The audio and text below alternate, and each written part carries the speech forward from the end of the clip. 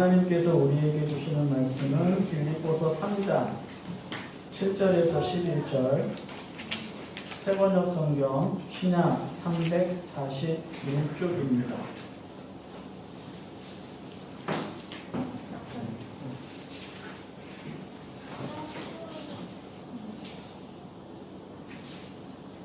빌립보서 3장 7절에서 11절 제가 읽습니다. 그러나 나는 내게 이루었던 것은 무엇이든지 그리스도 때문에 새로운 것으로 여기게 되었습니다. 그뿐만 아니라 내 주 예수 그리스도를 아는 지식이 가장 고귀하므로 나는 그 밖의 모든 것을 해로 여깁니다. 나는 그리스도 때문에 모든 것을 잃었고 그 모든 것을 오물로 여깁니다. 나는 그리스도를 얻고 그리스도 안에 있는 사람으로 인정받으려고 합니다. 나는 율법에서 생기는 나 스스로의 의가 아니라 그리스도를 믿는 믿음으로 말미암아 오는 의, 곧 믿음에 근거하여 하나님에게서 오는 의를 얻으려고 합니다. 내가 바라는 것은 그리스도를 알고 그분의 부활의 능력을 깨닫고 그분의 고난에 동참하여 그분의 죽으심을 본받는 것입니다. 그리하여 나는 어떻게 해서든지 죽은 사람들 가운데서 살아나는 부활에 이르고 싶습니다. 아멘.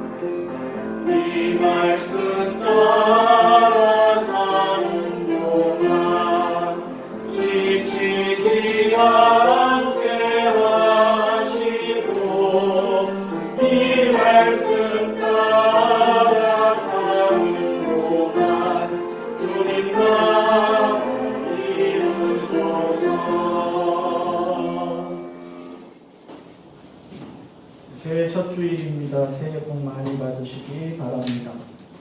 건강하고 안전하게 이 한 해를 살아가시고요. 가정이 평안하고 하는 일들도 잘 감당하시기를 바랍니다. 마음이 즐겁고 기쁘고 인간관계가 원만하고 지난해에 다 풀렸어야 했던 일들 중에서 아직 풀리지 않은 일들, 여전히 꼬여있는 일들이 풀리고 경제적으로 모자라지 않고 여유가 있고 노력에 따른 열매와 진리가 있기를 바랍니다. 사회적으로는 이제 존중받고 존경받고 불의하거나 억울한 일 당하는 일이 없고 꼭 필요한 사람으로 인정받으면서 그렇게 살아가시기를 바랍니다. 무엇보다도 새해에는 아프지 않기를 바랍니다. 우리 어른들도 우리 아이들도 질병과 위험으로 인해서 몸을 상하거나 마음 상하는 일 없이 이 한 해를 살아가기를 바랍니다. 우리 모두가 연약한 육신을 입고 살아갑니다. 건강, 지성, 감정, 능력, 소유, 인간관계 등에서 실수가 없을 수가 없고 부족함이 없을 수가 없습니다. 그러니 하나님이 은혜와 복을 주시기를 기도합니다. 우리의 마음에, 우리의 얼굴에, 우리의 육신에, 우리의 손에, 우리의 일상에 하나님이 은혜와 복을 주셔서 우리의 힘과 의지와 노력으로 가능한 것보다 더 크고 많고 좋은 것을 이루고 감사하며 살아갈 수 있기를 기도합니다. 꼭 있어야 하는 은혜와 복입니다. 그리고 꼭 필요로 하는 은혜와 복입니다. 저도 여러분도 우리 가정들도 우리 교회도 꼭 받고 싶고 꼭 받아야 하는 은혜와 복입니다. 자, 그리고 나서 이제 그 다음입니다. 거기에서 멈추게 되면 본문을 볼 때 당황하게 됩니다. 신앙인에게도 필요한 은혜와 복과 신앙인으로서 구해야 하는 더 큰 은혜와 복이 구별된다는 것을 알게 됩니다. 이렇게 생각해 보면 됩니다. 대부분의 종교의 시작은 기복신앙입니다. 자연재해로부터 보호받고 싶어서, 더 많은 수확과 풍요를 얻고 싶어서, 원하는 것을 이루고 싶어서, 건강하고 싶어서, 오래 살고 싶어서, 가정을 지키고 싶어서, 심신의 안정을 얻고 싶어서, 그래서 신을 달래기도 하고 재물을 바치기도 하고 더 크고 강한 신을 찾아 개종하기도 하고 헌금도 드리고 기도도 하였습니다. 우리의 신앙에도 이런 부분이 있습니다.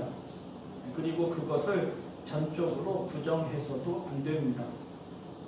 혼자의 힘으로 살아갈 수 없는 인생이어서 하나님을 의지하여 건강하고 안전하고 평안하고 형통하게 살아가겠다는 소박한 마음은 예수님의 옷에라도 손 한 번 대어볼까 나아가던 사람들의 믿음과 아무런 차이가 없습니다.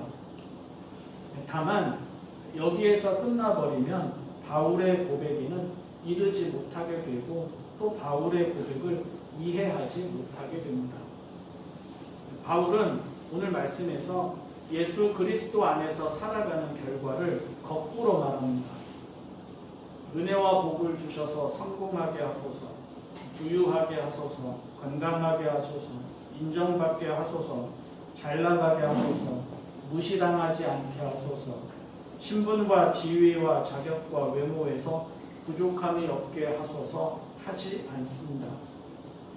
거꾸로 은혜와 복을 받고 보니 그런 것들이 아무것도 아니더라 합니다.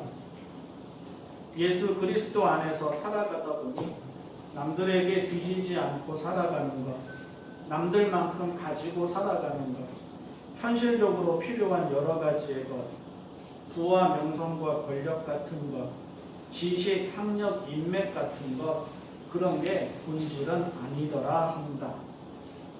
그리고 그래서 허무하다가 아닙니다. 그래서 인생 참 헛되다가 아닙니다. 오히려 그래서 인생 참 새롭다.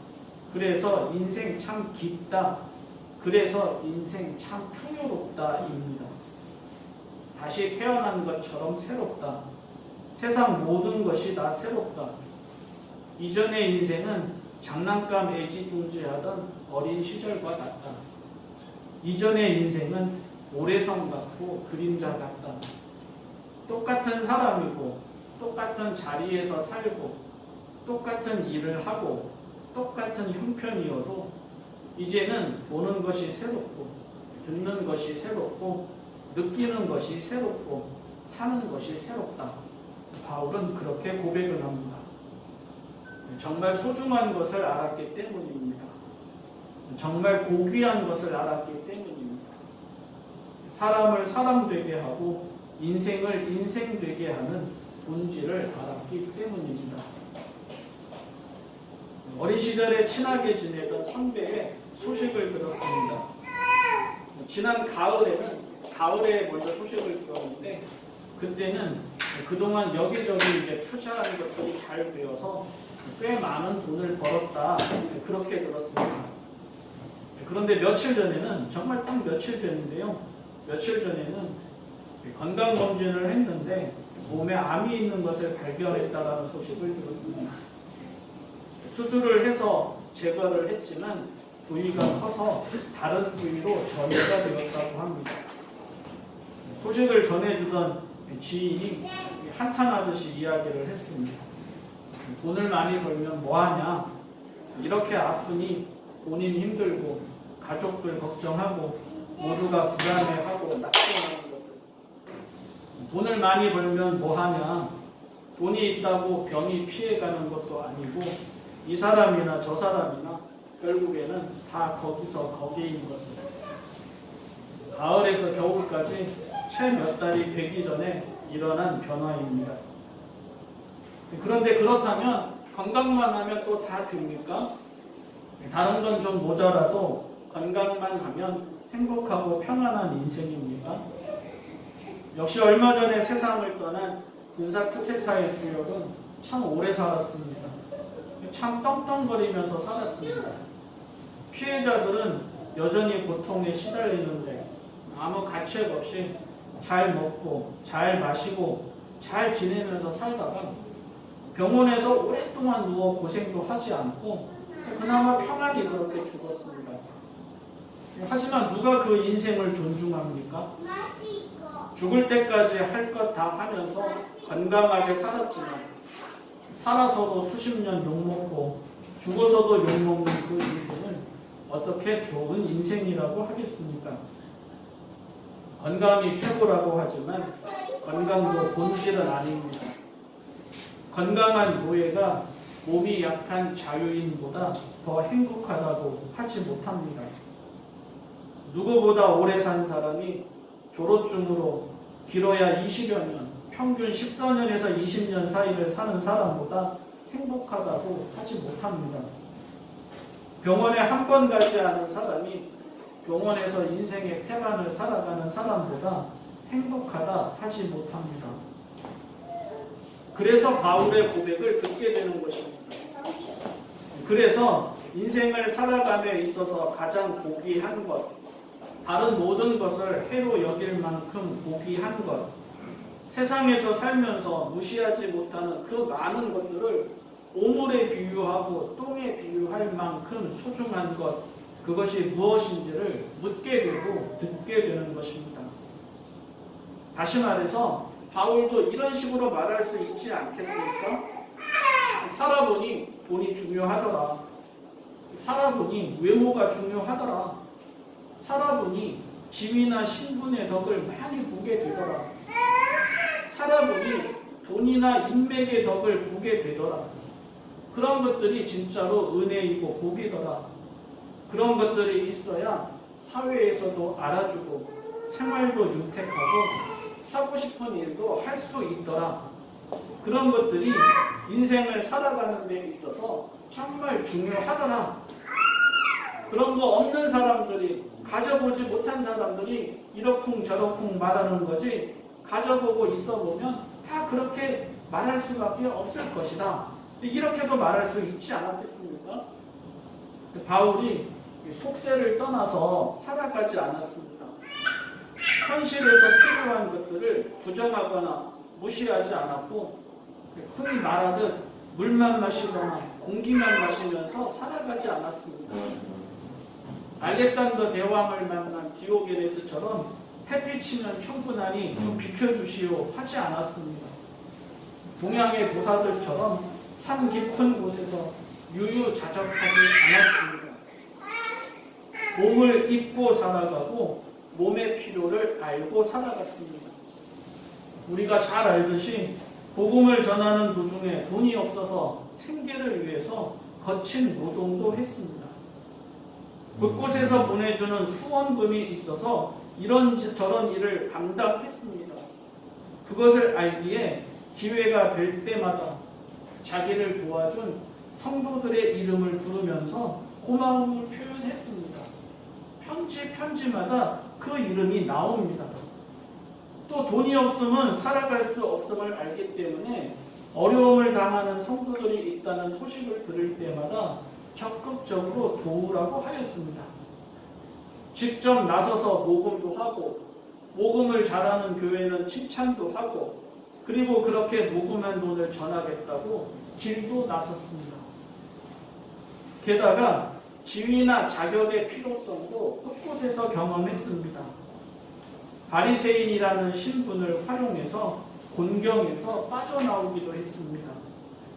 로마 시민권자라는 신분도 필요할 때에는 적극적으로 활용했습니다.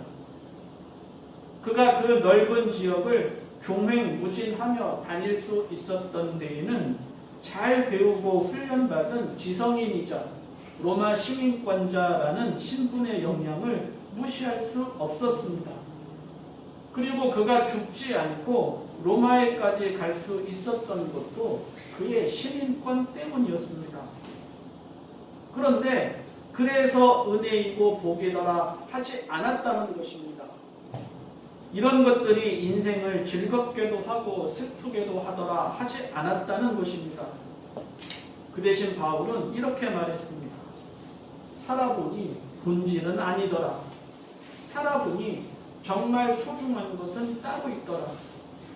예전에는 꼭 있어야겠다고 생각한 것들이 지나놓고 보니 별거 아니더라. 정말 소중한 것을 알고 보니 나머지는 있다가도 사라지고 없다가도 생기는 것들이더라.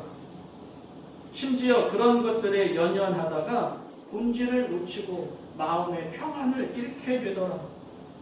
그런 것들 때문에 불행해지고 탐욕스러워지고 방향을 잃고 길을 잃고 마음을 잃고 결국에는 생명마저도 잃게도 되더라. 없으면 살아가지 못한다고 하는 그것들이 어떤 때는 발목을 붙잡는 것을 넘어서 해가 되고 오물처럼 여겨지더라. 같은 세상을 살지만 그에게는 다른 세상이 열렸습니다. 예수 그리스도를 알고 나서입니다. 예수 그리스도 안에 나타나는 하나님의 의를 알고 나서입니다. 인생을 이전과 이후로 나누는 것, 가치를 이전과 이후로 나누는 것, 희망을 이전과 이후로 나누는 것, 행복을 이전과 이후로 나누는 것, 그 기준이 예수 그리스도이었습니다. 그를 참으로 살게 하는 것, 그의 인생을 참으로 만나게 하는 것, 빛나게 하는 것, 자유롭게 하는 것, 온전하게 하는 것, 그것이 예수 그리스도 안에 나타난 하나님의 의였습니다. 그것이 그에게는 본질이었습니다. 그것이 그에게는 가장 고귀하고 소중한 것이었습니다. 오해하지 마십시오. 예수님을 믿으니 육신도 필요 없고 가정도 필요 없고 돈도 필요 없고 먹고 사는 것도 필요 없다는 말이 아닙니다. 예수님을 믿으니 영혼만 소중하고 내세만 소중하고 세상은 악하고 현실은 무의미하다는 말이 아닙니다. 예수 그리스도 안에 나타난 하나님의 의는 우리의 생명이 세상의 그 무엇에 달려 있지 않고 하나님과의 관계에 달려 있음을 깨닫게 합니다. 예수 그리스도 안에 나타난 하나님의 의는 하나님이 우리를 우리 되게 하심을 믿고 바라며 살아갈 때 있는 모습 그대로의 자유와 당당함도 생겨나고 성실하고 진실하게 이루어가는 노력과 보람도 생겨남을 깨닫게 합니다. 예수 그리스도 안에 나타난 하나님의 의는 우리의 의지와 행위와 방법이 하나님 대신 선악과를 찾고 있음을 깨닫게 하고 바벨탑을 쌓고 있음을 깨닫게 합니다. 예수 그리스도 안에 나타난 하나님의 의는 우리가 하나님의 은혜로 구원받는 대신 자력 구원을 선택함으로 스스로 불안과 집착과 불행에 이르고 맘을 깨닫게 합니다. 예수 그리스도 안에 나타난 하나님의 의는 오늘 우리가 살아가는 이 자리를 새로 보고 다시 보게 합니다. 본다고 생각했는데 보지 못했음을 깨닫게 하고 바울의 고백입니다. 옳다고 여기며 살아왔는데 그렇지 않았음을 깨닫게 합니다. 바울의 고백입니다. 그래서 예수 그리스도 안에 나타난 하나님의 의는 우리에게 죽으라고 합니다. 거듭나라고 합니다. 내려놓으라고 합니다. 내어 맡기라고 합니다. 은혜를 믿으라고 합니다. 하나님은 하나님이시고 사람은 피조물임을 기억하라고 합니다. 세상이 알지 못하는 기쁨과 평화가 있음을 알라고 합니다. 먼저와 나중을 구분하라고 합니다. 순서를 바꾸지 말라고 합니다. 그렇게 함으로 이 땅을 살아가면서도 영원을 맛보고 누리라고 합니다. 예수님이 새로운 일을 시작하려고 하셨을 때, 이제 막 공생애를 시작하려고 하셨을 때 시험을 받으셨습니다. 먹어야 살지 않겠느냐 하였습니다. 먹는 문제가 해결이 되어야 이 땅이 평안해지지 않겠느냐 하였습니다. 예수님은 말씀하셨습니다. 사람이 빵으로만 사는 것이 아니라 하나님의 입에서 나오는 모든 말씀으로 산다고. 이번에는 성전 꼭대기에서 뛰어내리라고 하였습니다. 능력을 보여주라고 하였습니다. 하나님이 너와 함께 하신다는 것을 능력을 통해서 보여주고, 그렇게 능력이 있어야 이름도 내고 원하는 것도 이룰 수 있다고 하였습니다. 예수님은 말씀하셨습니다. 하나님을 시험하지 말라고 하셨습니다. 이번에는 엎드려 절하라고 하였습니다. 타협하라고 하였습니다. 세상에서 살아가니 세상의 방법을 따르라고 하였습니다. 그래야 이 모든 것을 얻을 수 있다고 하였습니다. 예수님은 말씀하셨습니다. 하나님만을 경배하고 하나님만을 섬기라고 하셨습니다. 그리고 그런 예수님 이 시기에 당신을 따르는 사람들에게, 당신께 나아온 사람들에게 하신 말씀입니다. 너희는 먼저 하나님의 나라와 하나님의 의를 구하여라. 그리하면 이 모든 것을 너희에게 더하여 주실 것이다. 바울은 이 말씀이 그의 인생에서 첫 단추가 되었습니다. 바울은 이 말씀이 그의 인생을 살아가는 데 있어서 목표가 되었습니다. 우리도 그래야 합니다. 새해입니다. 첫 단추를 잘 꿰어야 합니다. 예수 그리스도가 그 첫 단추입니다. 신앙인입니다. 목표를 잘 잡아야 합니다. 하나님의 의가 그 목표입니다. 기도하겠습니다. 사랑의 하나님 아버지, 새해 저희에게 은혜와 복을 주십시오. 이 한 해를 잘 감당할 수 있도록 살피시고 지키시고 이끄시고 채워주십시오. 건강하게, 담대하게, 밝게, 진실하게, 성실하게, 참을성 있게, 겸손하게, 온유하게, 의롭게 모든 일을 감당하고 그에 맞는 열매와 보람을 풍성히 거두게 하여 주십시오. 무엇보다 하나님의 의로 살게 하여 주십시오. 믿음으로, 은혜로 살게 하여 주십시오. 예수 그리스도 안에서 나타난 하나님의 시간과 방법을 기다리고 따르며 하나님과 함께 감당하고 하나님과 함께 나아가고 하나님과 함께 그 열매를 거두게 하여 주십시오. 먼저와 나중을 구분하게 하여 주십시오. 순서를 바꾸지 말게 하여 주십시오. 저희가 하나님보다 앞서지 말게 하여 주십시오. 거듭난 인생답게 다르게 보고 새롭게 보게 하여 주십시오. 눈과 마음을 하나님께 두게 하여 주십시오. 우리 주님 예수님의 이름으로 기도합니다. 배선하시고 은교 빌라도에게 고난을